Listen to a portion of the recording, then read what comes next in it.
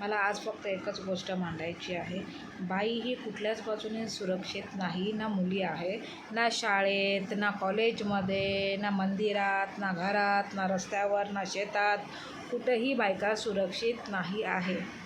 तर माझं फक्त हीच विनंती आहे की जेही नेते आपापली बाजू मांडायला तयार झाले, त्यांनी हे केलं पाहिजे, ते केलं पाहिजे, हे फक्त इलेक्शनसाठी यांचे चोचले आहेत.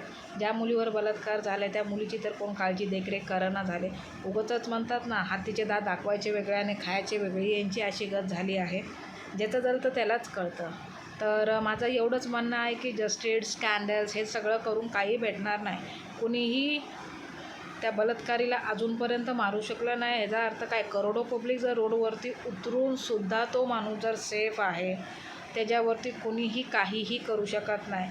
हे ह्यांच्या कायद्यानुसार जातात. कायदा तर हा पण नाही बोलत की तुम्ही जर कुणाच्या घरातल्या आई बहिणींचा पूर्ण आयुष्याची विल्हेवाट लावली तर तुमच्या पण आयुष्याची विल्हेवाट लागलीच पाहिजे.